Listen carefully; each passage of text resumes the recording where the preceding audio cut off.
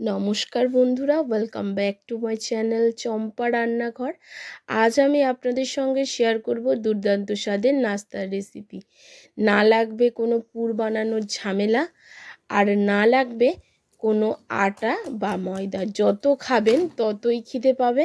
তাহলে চলুন বন্ধুরা দেখে নিই। আর মচমচে মজাদার এই নাস্তার আওয়াজটা নিশ্চয়ই শুনতে পেলেন। তাহলে চলুন ঝটপট দেখে নিই। নাস্তাটি বানানোর জন্য প্রথমে একটা খামির বানিয়ে নেব। তার জন্য কড়াইতে 1 চামচ মতো তেল দিয়ে দিলাম, আর তার মধ্যে গোটা জিরে ফোড়ন দিয়ে দিলাম। ফোড়নটা একটু যখন সুন্দর গন্ধ বেরোবে তখন এর মধ্যে দিয়ে দেব মেজারিং কাপের 1 কাপ জল। প্লিজ বন্ধুরা প্রথম থেকে শেষ পর্যন্ত ভিডিওটি দেখবেন। এইবারে দিয়ে দিচ্ছি পরিমাণ মতো লবণ। এবারে জলটাকে একটু ফুটতে দেবো। জলটা যখন বেশ ফুটে উঠবে তখনই আমি এর মধ্যে দিয়ে দেবো ওই কাপেরই 1 কাপ চালের গুঁড়ো। এখানে বাজার চলতি চালের গুঁড়োটা আমি ব্যবহার করেছি। আর খুব ভালো করে চালের গুঁড়োটাকে লো টু মিডিয়াম ফ্লেমে মিশিয়ে দিতে হবে। এই সময় কিন্তু গ্যাসের ফ্লেমটাকে হাইতে করে রাখা যাবে না, না হলে কিন্তু একটা লাম্পস তৈরি হয়ে যাবে, একদম স্মুথ ডো তৈরি হবে না। তার জন্যে গ্যাসের ফ্লেমটাকে লো টু মিডিয়ামে রাখতে হবে, আর দেখবেন একটা স্মুথ ডো তৈরি হয়ে যাবে। আর দেখুন ঠিক এইভাবে ডোটাকে স্প্যাচুলা দিয়ে একটু প্রেস করে করে সুন্দর করে একটা ডো তৈরি করে নিতে হবে। এবারে ডোটা একদম রেডি হয়ে গেছে। এবারে আমি গ্যাসের ফ্লেমটাকে অফ করে দেবো, আর এটাকে ঢাকা চাপা দিয়ে রাখবো 10 থেকে 15 মিনিট। ততক্ষণে স্টাফিংয়ের জন্য নিয়ে নিয়েছি এখানে 1/2 কাপ মতো চিড়া। চিড়াটাকে খুব ভালো করে জল ধুয়ে পরিষ্কার করে দিতে হবে। চিড়ের মধ্যে অনেক নোংরা থাকে, তো চিড়েটাকে খুব ভালো করে ধুয়ে ভিতরে ধানও থাকে, খুব ভালো করে পরিষ্কার করতে হবে। স্টাফিংটাকে কিন্তু আমি কোনো রকম কড়ার মধ্যে দেবো না। এখন এই চিড়াটাকে 5 মিনিট মতো আমি একটু রেস্টে রেখে দেবো, তাতে চিড়াটা বেশ ভিজে ফুলে যাবে আর একদম ঝরঝরে হবে, কিন্তু কোনো রকম একটার গায়ে একটা লেগে থাকবে না। এখন আগে থেকে যে ডোটা তৈরি করে রেখেছিলাম সেই ডোটা বেশ ঠান্ডা হয়ে গেছে। এখন এটাকে খুব ভালো করে মাখতে হবে, একদম মেখে একটা স্মুথ ডো তৈরি করে নিয়েছি। এবার ডোটাকে সাইডে সরিয়ে রেখে স্টাফিংটা তৈরি করব। এখন দেখুন এর মধ্যে দিয়ে দিচ্ছি একটা বড় সাইজের পেঁয়াজ কুচি, দিয়ে দেব কাঁচা লঙ্কা কুচি। আপনারা চাইলে এখানে লঙ্কার গুঁড়োটা বা চিলি ফ্লেক্স ব্যবহার করতে পারেন। পেঁয়াজ আর লঙ্কাটাকে চিড়ের সঙ্গে প্রথমে একটু ভালো করে মেখে নেব। একদমই বন্ধুরা চেপে চেপে মাখতে যাবেন না, একটু ঝরঝরে টাইপের এই চিড়েটা মাখা হবে, তাহলে কিন্তু স্টাফিংটাও সুন্দর হবে আর খেতেও বেশ দারুণ লাগবে। প্লিজ বন্ধুরা প্রথম থেকে শেষ পর্যন্ত ভিডিওটি দেখবেন। প্লিজ প্লিজ সাথে থাকবেন, পাশে থাকবেন। আর ভিডিওটি যদি একটু ভালো লেগে থাকে অবশ্যই একটা লাইক করবেন। এখন এর মধ্যে দিয়ে দিচ্ছি পরিমাণ মতো লবণ, দিয়ে দিচ্ছি হলুদ গুঁড়ো, দিয়ে দিচ্ছি ম্যাগি মশলা, আর দিয়ে দেবো 1/2 লেবুর রস। এখানে আপনারা আমচুর পাউডার বা চাট মশলাটা ব্যবহার করতে পারেন। আমার কাছে আমচুর মশলা বা চাট মশলা কিছুই নেই, তার জন্য এখানে লেবুর রস ব্যবহার করলাম। আর আমার যে সকল বন্ধুরা পেঁয়াজ খেতে অপছন্দ করেন তারা এখানে পেঁয়াজটাকে স্কিপ করবেন। এখানে একটু বাদাম দিয়ে দিতে পারেন, ভাজা বাদাম। এবারে একটু ধনেপাতা দিয়ে খুব ভালো করে মেখে নিতে হবে চিড়েটাকে। দেখুন বন্ধুরা একদম যেন ঝরঝরে হয়, একটার গায়ে একটা যেন লেগে না যায়। আর খুব বেশি প্রেস করে করে এটাকে মাখতে যাবেন না, একটু ঝরঝরে করে আঙুল দিয়ে আমি যেরকমভাবে মাখছি ঠিক এইরকমভাবে মেখে ফেলবেন।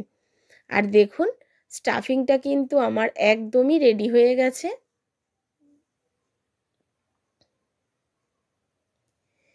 এবারে স্টাফিংটাকে সাইডে সরিয়ে রাখবার, দেখুন কত সুন্দর ঝরঝরে তৈরি হয়েছে। স্টাফিংটাকে সরিয়ে রেখে আমি এবারে যে চালের গুঁড়োটাকে মেখে রেখেছিলাম আটাটাকে, সেটার থেকে একটা লেচি আমি নিয়ে নেব।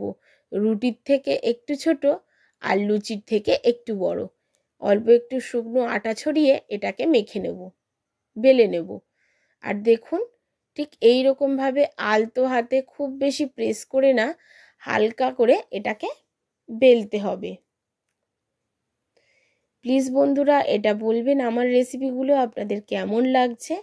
এবারে বেলে নেওয়ার পরে উপর থেকে একটু দিয়ে দিচ্ছি চিলি ফ্লেক্স আর দিয়ে দেব কিছু ধনেপাতা, দিয়ে এটাকে একটু বেলে নেব। এর উপরে এইরকমভাবে চিলি ফ্লেক্স আর ধনেপাতাটা দিলে দেখতেও সুন্দর লাগবে, আর খাওয়ার সময় এগুলো যখন গালে পড়বে তখন কিন্তু বেশ টেস্টি লাগবে। তার জন্য একটু ধনেপাতা আর চিলি ফ্লেক্স দিয়ে এটাকে বেলে নিচ্ছি, যাতে এটা গায়ে ঠিক চেপে বসে যায়, চালের গুঁড়োর সঙ্গে চেপে এটা বসে যায়, সেই জন্যে একটু বেলে নিলাম। আর এর থিকনেসটার কিন্তু একটু মোটা রাখতে হবে, একদম পাতলা করতে যাবেন না, তাহলে ফেটে বেরিয়ে যাবে। এখন এর মধ্যে আমি স্টাফিংটা ভরে দেবো, একটু বেশি করে স্টাফিং এর মধ্যে ভরে দেবেন বন্ধুরা, তাতে খেতে বেশ টেস্টি লাগবে। এবারে একদম আলতো হাতে হালকাভাবে চারদিক দিয়ে এটাকে গোলভাবে প্রেস করে করে এর মুখটাকে বন্ধ করে দিতে হবে, না হলে কিন্তু বন্ধুরা এটা কিন্তু ফেটে যাবে। দেখলেন কিভাবে আমি বানিয়েছি, ঠিক এইভাবে বানাতে হবে। আর অবশ্যই মাথায় রাখবেন রুটিটা কিন্তু একটু মোটা করে বানাবেন, খুব বেশি পাতলা বানাতে যাবেন না। আর দেখুন একদম আমার তৈরি হয়ে গেল প্রথম নাস্তাটি, কোথাও ফেটে বা ভেঙে যায়নি, দেখতেই পাচ্ছেন। বেশ সুন্দর একটা নাস্তা কিন্তু তৈরি হয়ে গেছে। এই চালের গুঁড়ো দিয়ে যে এত সুন্দর নাস্তা বানানো যায় তা আপনারা বাড়িতে একবার না বানালে কিন্তু বুঝতেই পারবেন না।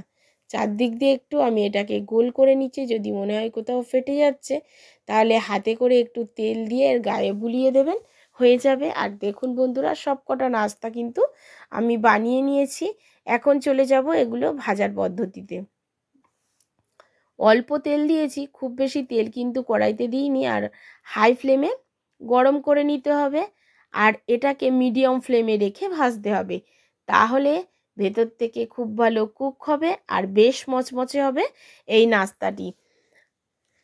বাচ্চারা যদি হঠাৎ করে বায়না করে অবশ্যই কিন্তু বন্ধুরা এই নাস্তাটি চটজলদি আর বানিয়ে ফেলতে পারেন, খুবই তাড়াতাড়ি বানানো হয়ে যায়, কোনো রকম স্টাফিং করারই কোনো ঝামেলা থাকে না। আর এটা কিন্তু বেশ টেস্টিও হয়, হেলদিও হয়। একটু কম তেলে এটাকে ফ্রাই করবেন, তাহলে দেখবেন এটা কিন্তু বেশ হেলদি। যেহেতু এটা চালের গুঁড়ো দিয়ে বানানো, তো এটা কিন্তু খুব বেশি তেল কিন্তু টানে না। আর দেখুন এইভাবে কিন্তু এটাকে উল্টে পাল্টে বেশ মচমচে করে ভাজতে হবে। আমি কিন্তু একদম ডুবো তেলে ভাজিনি বন্ধুরা, দেখতেই পাচ্ছেন কতটা কম তেলে এটাকে ভাজছি।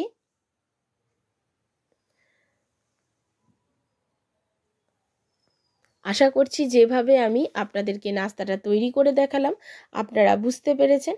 আর এরকমভাবে উল্টে পাল্টে একটু হালকা লালচে করে ভেজে ফেলতে হবে।